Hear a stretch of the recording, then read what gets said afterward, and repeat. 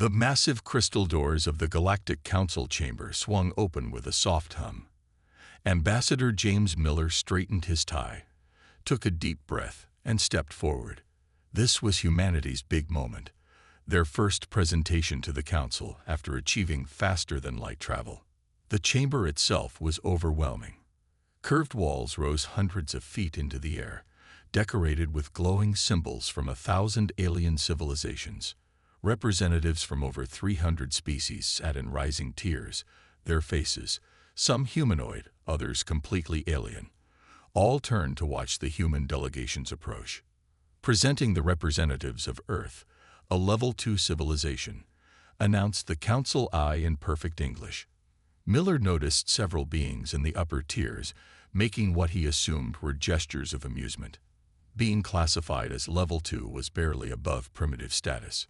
High Counselor Vax, a tall being with iridescent scales and 4 arms, spoke from the central podium.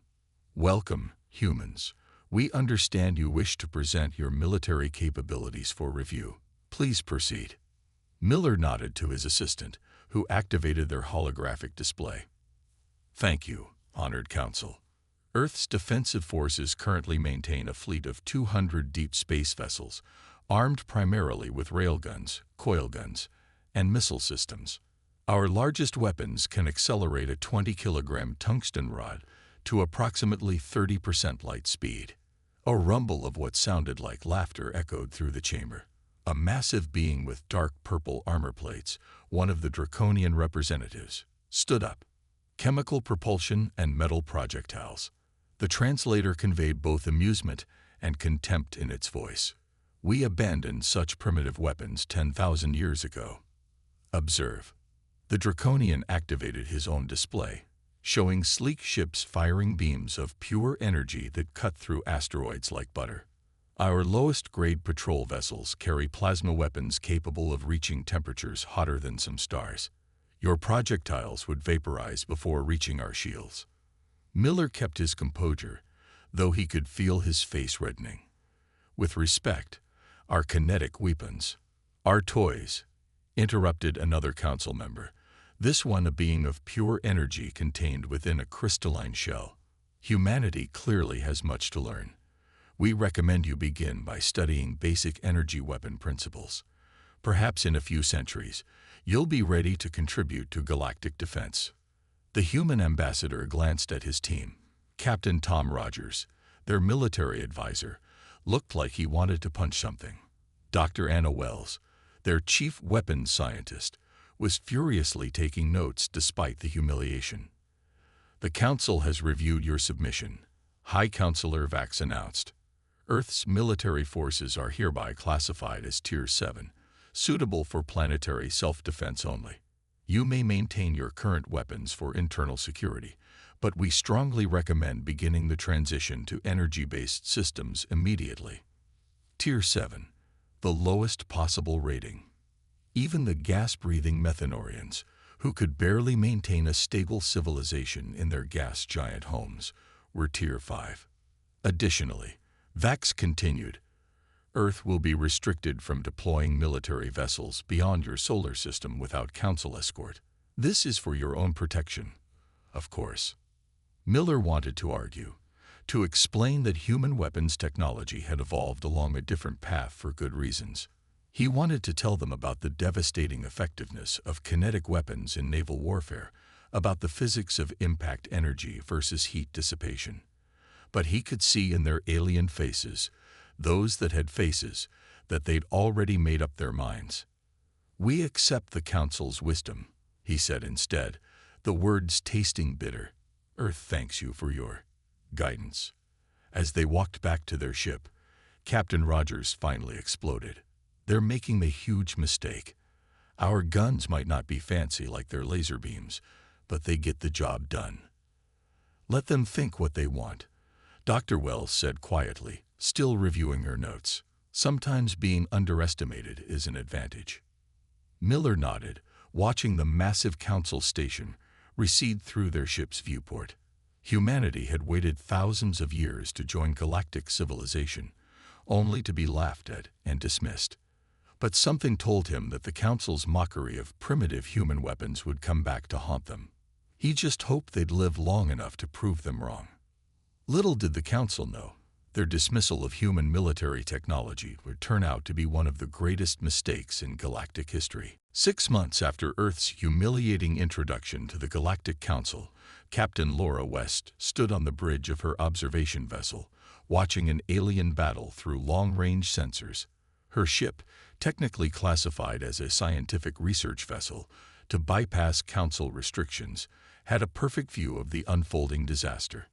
"They're not even making a dent," her tactical officer, Mike Brown, muttered as they observed the Council's most advanced warships firing at the swarm vessels. Brilliant beams of energy splashed harmlessly against the biological armor of the insectoid ships.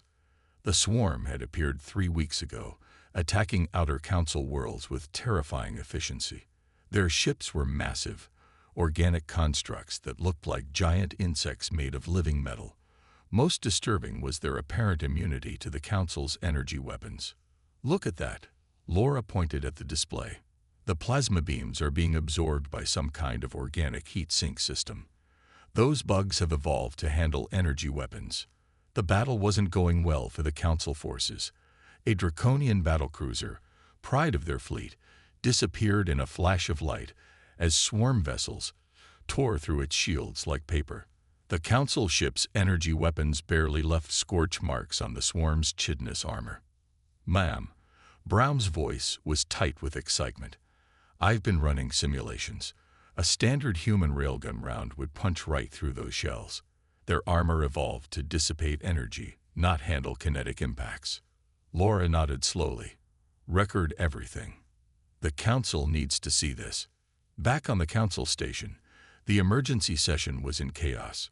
Representatives from 17 worlds had already reported attacks. The swarm was expanding rapidly, and nothing seemed to stop them. Laura stood before the Council again, this time alongside Ambassador Miller. The chamber that had once filled her with awe now felt like a theater of fools. "Honorable Council," she began, "we've analyzed the swarm's defenses. Their biological armor has evolved specifically to counter energy-based weapons. However, we believe traditional kinetic weapons." "Absolutely not." The draconian representative's translator barely kept up with his angry outburst. "We will not lower ourselves to using primitive projectile weapons. Our scientists are developing a new phase plasma cannon that will." "That will do exactly nothing," Laura interrupted, her patience finally snapping. "Your energy weapons aren't working. The swarm has adapted to them, but they've never faced a tungsten rod moving at relativistic speeds." High Counselor Vax raised all 4 hands for silence. "Captain West, you forget your station. Earth's military forces are classified Tier 7. You have no authority to." Alarms blared throughout the station. The main display activated, showing a massive swarm fleet emerging from hyperspace near a core Council world. "The Draconians' largest colony," Ambassador Miller said quietly. 50 billion inhabitants. The Council chamber erupted in panic. The Draconian representative roared in fury and fear as they watched the swarm ships approach their defense fleet. "We can help," Laura insisted, stepping forward. "The Human Defense Force has ships ready. Let us prove what our primitive weapons can do." "Better to lose a colony than admit humans were right," someone muttered in the upper tiers. Laura watched the feed with growing frustration as the Council fleet engaged the swarm. Energy weapons flashed uselessly against chitinous armor.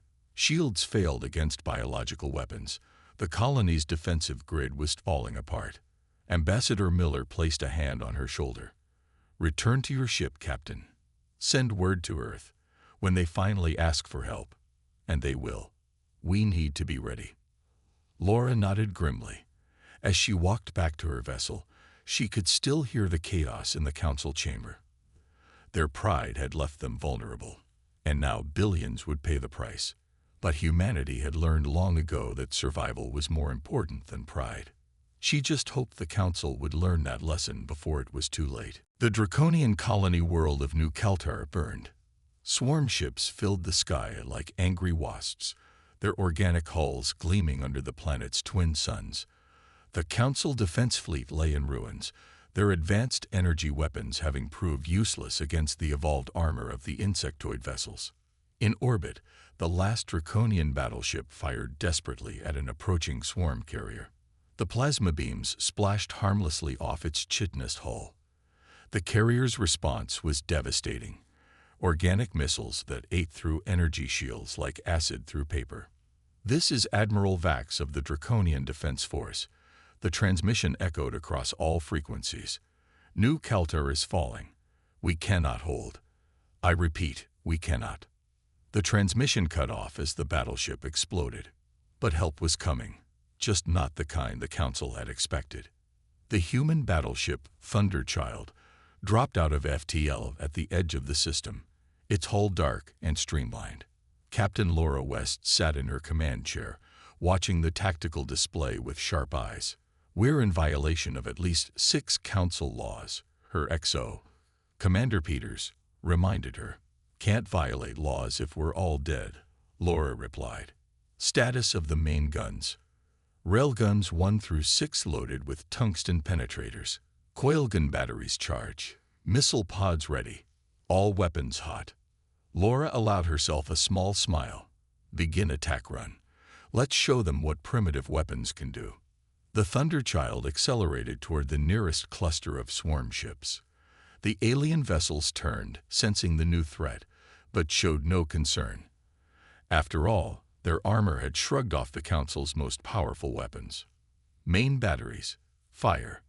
The Thunderchild's railguns roared silently in space. 6 tungsten rods, each weighing 20 kilograms, accelerated to 30% of light speed. The kinetic energy involved was equivalent to small nuclear weapons. The first swarm ship never knew what hit it. The tungsten rod punched through its biological armor like tissue paper, the sheer force of impact converting much of the rod and the ship's internal structure into superheated plasma. The vessel didn't just break, it exploded spectacularly.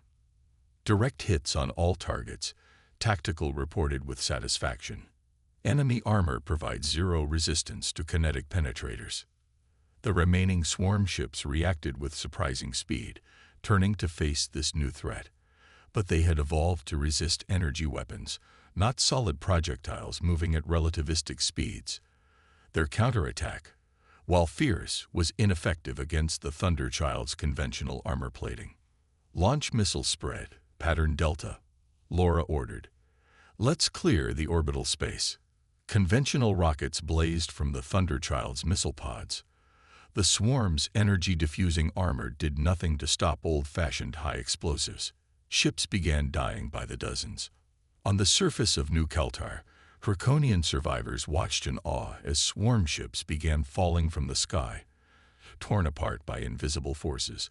The Council observation post, which had been broadcasting the colony's last moments, now transmitted something very different. Humanity's first real combat with the swarm. In the Council chamber, the emergency session fell silent as they watched the feed.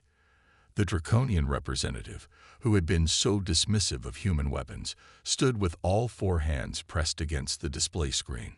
"Impossible," he whispered. The Thunderchild continued its attack run, its primitive chemical engines pushing it through the debris field it had created. More railgun shots, more explosions. The swarm ships began to retreat, something no Council world had yet seen. "This is Captain West to New Kaltar Surface Forces," Laura broadcast. "The orbital space is almost clear. Hold on down there." She turned to her tactical officer. "Send the battle data to Earth. Tell them to prep the fleet and send a copy to the Council. Mark it educational material." As the last swarm ships fled the system, Laura allowed herself a moment of satisfaction. Humanity had just proven itself on the galactic stage. Not with fancy energy weapons or advanced shields, but with good old-fashioned kinetic bombardment. Sometimes the old ways were the best ways. The emergency council session had been running for 6 hours straight. The massive chamber, usually a model of order and dignity, now buzzed with excited conversations. The defeat of the swarm at New Kaltar had changed everything. Dr. Thomas Reed, Earth's chief weapons scientist, stood at the central podium. Behind him, holographic displays showed detailed analysis of the battle. As you can see, he pointed to a simulation of the Thunderchild's railgun impact. The fundamental difference lies in the nature of the attack. The swarm evolved to handle energy weapons by developing heat-dispersing armor. But nothing in nature evolves to stop a metal rod moving at relativistic speeds. A council member from the energy-being species raised a glowing tentacle. But our weapons produce temperatures hotter than stars. Surely that's more powerful than throwing rocks. Reed smiled patiently. Let me demonstrate. He activated another simulation. Your most powerful plasma cannon produces energy equal to 50 kilotons of TNT. Impressive. But a 20-kilogram tungsten rod moving at 30% light speed. That hits with the force of 2 megatons. Raw kinetic energy is hard to beat. High Counselor Vax leaned forward, all 4 eyes focused intently. And the swarm cannot adapt to this. They can try, Reed said. But they'd need armor so thick they couldn't move. You can't evolve around basic physics. In the upper tiers, Ambassador Miller watched with satisfaction. Next to him, Captain West was updating Earth Command on her secure tablet. The council chambers, which had once echoed with laughter at human weapons, now hum on every word from a human scientist. There's more, Reed continued. We've analyzed the swarm's biological armor. It's actually quite brilliant. Layers of specialized cells that convert energy weapons into harmless heat. But this same adaptation makes them more vulnerable to kinetic impacts. Their armor is optimized for flexibility, not rigidity. The Draconian representative, who had lost family on New Kaltar, spoke up. How quickly can Earth produce these weapons for other worlds? That's the best part. Reed smiled. Railgun technology is relatively simple. Any civilization capable of spaceflight can build them. The principles haven't changed since the 20th century. What has changed is our ability to accelerate projectiles to much higher speeds. He brought up new diagrams. We propose a joint development program. Combine our kinetic weapons expertise with your advanced materials and targeting systems. Imagine railguns firing projectiles made from your ultra-dense alloys, guided by your quantum targeting computers. The council chamber erupted in excited discussion. Species that had looked down on human technology just days ago were now frantically taking notes. High Counselor Vax raised his hands for silence. Dr. Reed, you've given us much to consider. But there is one question that troubles me. Why did humanity continue developing such weapons when energy weapons were clearly the galactic standard? Reed's expression grew serious. Because humanity learned long ago not to put all our eggs in one basket. Sorry, that's an Earth saying. We believe in maintaining multiple approaches to solving problems. Energy weapons are excellent tools, but they're not the only tools. The moment you convince yourself that there's only one right way to do something, you become vulnerable to anyone who thinks differently. The council members shifted uncomfortably. It was a harsh lesson, but one they couldn't ignore after New Kaltar. We will need time to process this new information, Vax announced. But it seems clear that humanity's alternative approach to warfare deserves more respect than we gave it. Perhaps there are other human technologies we dismissed too quickly. Ambassador Miller smiled. Finally, the council was beginning to understand. Humanity might be young compared to other spacefaring races, but they had learned their lessons well. Sometimes the simplest solutions were the best ones, and sometimes being laughed at was just the first step toward being feared. Major William Stone walked through the massive testing facility on Mars, surrounded by an unlikely mix of human and alien engineers. 1 month after the Battle of New Kaltar, the Joint Weapons Development Program was in full swing. The main problem, he explained to his alien colleagues, is heat management. Traditional railguns generate enormous heat when firing. That's why we're excited about your cooling technology. A Draconian engineer named Cax nodded, his scaled head reflecting the bright laboratory lights. Our heat sink systems were designed for energy weapons, but they should work even better with kinetic weapons. The principles are similar. They stopped at a massive test range. Through the reinforced window, they could see their latest prototype, a hybrid railgun that combined human design with alien materials and technology. Test firing in 5 minutes, announced the range control eye. The assembled engineers and scientists moved to their observation stations. Stone checked the readings on his tablet. The new railgun used alien alloys that were 50 times stronger than tungsten, with practically no heat expansion. The power systems, based on Council technology, could deliver 10 times the energy of traditional human designs. Beginning test fire sequence, the AI announced. Target is simulated swarm armor, constructed based on recovered samples. The hybrid railgun hummed to life. It looked different from traditional human designs, smoother, more elegant, with flowing lines that somehow merged human practicality with alien aesthetics. Fire. The test shot was beautiful. A projectile made of ultra-dense alien alloy, accelerated by human railgun technology, enhanced by Council power systems and targeting computers. It moved at 40% light speed, faster than any human weapon had achieved before. The simulated swarm armor didn't just break, it vaporized. The entire target area turned into plasma from the sheer kinetic energy of the impact. Energy release calculated at 5 megatons, reported the AI. Target destruction complete. Accuracy rating, 100%. Stone grinned at his alien colleagues. What had started as a reluctant cooperation was turning into genuine collaboration. The aliens were starting to understand human approaches to warfare, while humans were learning to incorporate advanced alien technology into their primitive designs. In another part of the facility, Dr. Anna Wells worked with energy being scientists on an even more ambitious project. They were developing a hybrid missile that combined conventional explosives with plasma warheads. The kinetic impact creates a breach, she explained, pointing to simulation results. Then the plasma payload enters through the crack. The swarm's armor can't adapt to both threats at once. The energy beings pulsed with excitement. Their species had never considered combining different types of attacks this way. They had always believed that more advanced automatically meant better. Back in the main testing area, Stone was showing the Draconian engineers something else, a simple handgun. Sometimes smaller is better, he explained, breaking down the weapon. Not everything needs to hit with the force of a nuclear bomb.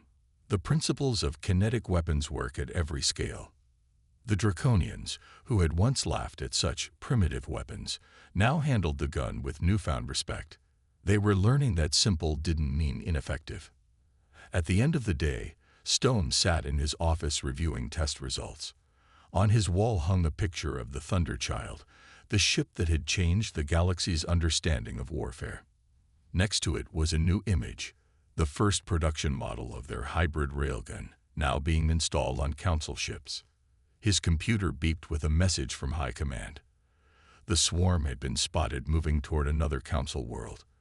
But this time, they would face something new, a combined fleet armed with weapons that represented the best of both human and alien technology. Stone smiled. The galaxy had laughed at human weapons, but now those same weapons were becoming the foundation of a new era in space warfare. Sometimes the best path forward wasn't about choosing between old and new, but finding ways to combine both. The combined human Council fleet dropped out of FTL on the edge of the swarm's home system. 500 ships strong, each vessel now carried the new hybrid weapons. The Thunderchild led the formation, its battle-scarred hull a reminder of how this all began. Captain Laura West stood on her bridge, surveying the tactical display. The swarm's home system was heavily defended. Thousands of organic ships orbited their homeworld, a massive planet covered in living crystal structures. All ships report ready, Commander Peters announced. The Draconians are in position on our left flank. Energy being ships are maintaining right flank coverage. Laura nodded. Send the message to all ships. Remember New Kelter. The fleet moved forward. On the Council flagship, High Counselor Vax himself had come to witness this battle. Next to him stood Ambassador Miller and Dr. Reed, watching as history unfolded. The swarm reacted quickly, their ships moving to intercept. They still hadn't adapted to kinetic weapons. They couldn't, not without completely rebuilding their organic armor. But they had developed new tactics, trying to overwhelm their enemies with sheer numbers. They're launching their counterattack, Tactical reported. Multiple carrier ships detected. All ships, execute attack pattern Delta, Laura commanded. Fire when ready. The combined fleet's first volley was devastating. Hundreds of railguns fired simultaneously, launching ultra-dense projectiles at relativistic speeds. The new targeting computers, guided by energy being technology, achieved perfect accuracy. Swarm ships exploded by the dozens, their supposedly invincible armor useless against the kinetic impacts.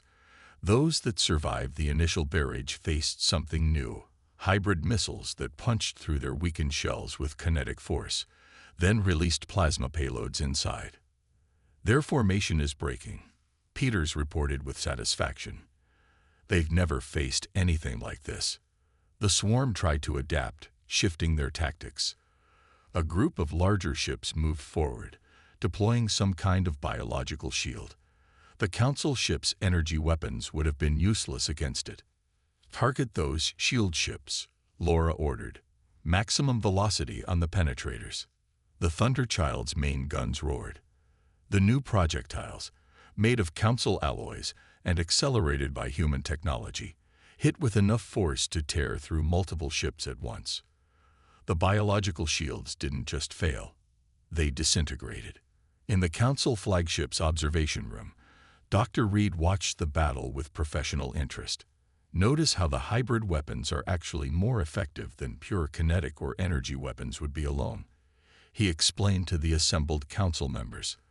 The combination creates a synergy that. He was interrupted by cheering as another group of swarm ships exploded.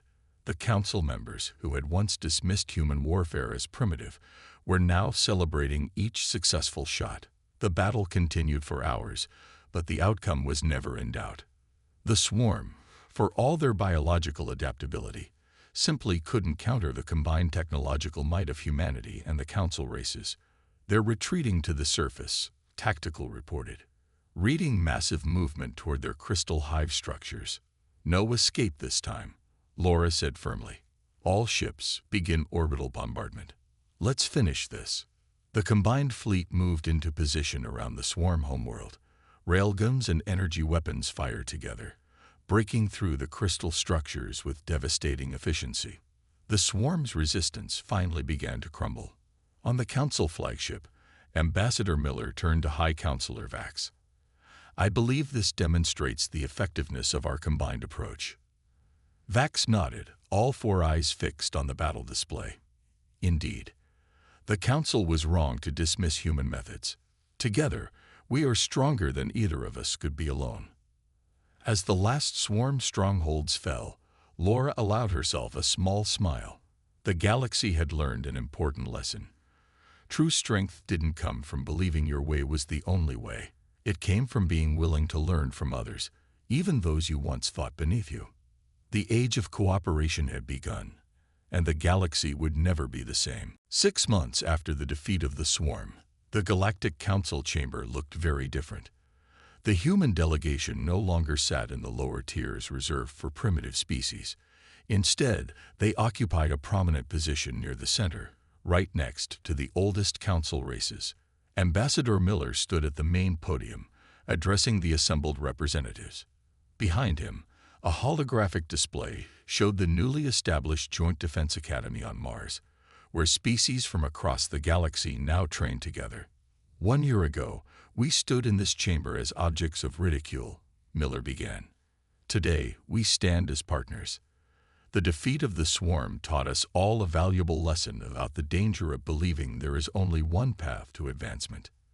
In the audience, Captain Laura West, now Admiral West, sat next to High Counselor Vax.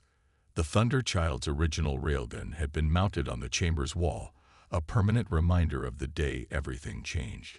The Joint Defense Force now includes ships and crews from 57 species, Miller continued. Every vessel carries both energy and kinetic weapons. Our differences have become our strength." He gestured to Dr. Reed, who activated a new display showing the latest technological developments. The hybrid weapons program had expanded far beyond its original scope. Humans were learning to incorporate alien technology into their designs, while council races were rediscovering the value of primitive solutions. "But perhaps most importantly," Miller said, "we've learned to question our assumptions. The Draconians, who once laughed at human firearms, now operate the galaxy's largest railgun production facility." In the upper tiers, a group of Draconian officers nodded proudly. Their energy rifles now had backup kinetic weapons attached, a combination that had proven incredibly effective in ground combat.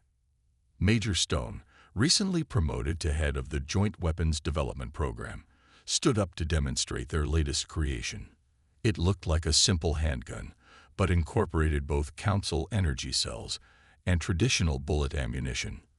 "This standard-issue sidearm represents everything we've learned," Stone explained. "It can fire traditional bullets, plasma bolts, or both simultaneously. Simple, reliable, and adaptable, like humanity itself." The council members watched with genuine interest as Stone broke down the weapons operation. The same beings who had dismissed human technology as primitive now took careful notes on basic ballistic principles. High Counselor Vax rose to speak next. "The Council hereby officially recognizes Earth as a Tier 1 military power," he announced. "Furthermore, we are implementing humanity's suggestion of classification reform. No longer will we rank civilizations solely by their technological advancement, but by their ability to solve problems creatively." Admiral West smiled as she remembered the battle that had started it all. The Thunder Child's primitive weapons had changed the galaxy's understanding of warfare. But the real victory wasn't about weapons at all. It was about learning to see value in different approaches. In the Academy on Mars, alien students now learned Earth's military history alongside advanced energy weapon theory. The art of war was required reading, studied with the same respect as ancient council texts. Looking forward, Miller concluded, "We face new challenges, but we face them together, stronger for our differences. Humanity is proud to contribute our perspective to galactic civilization, just as we are proud to learn from our alien allies." The chamber erupted in applause, a human gesture that many alien species had adopted. As the session ended, Admiral West walked with High Counselor Vax to the military testing range that had been added to the council station. "Care to try the new hybrid pistol?" she asked with a smile. Vax picked up the weapon with all four hands. "I never thought I'd say this, but I've grown quite fond of human firearms." As they practiced together, more council members gathered to watch and learn. The galaxy had changed. The species that had once looked down on primitive humanity now sought to learn from them, just as humans learned from their alien allies. Sometimes the best teacher is the student you once mocked, and sometimes the loudest laughter comes right before the greatest respect.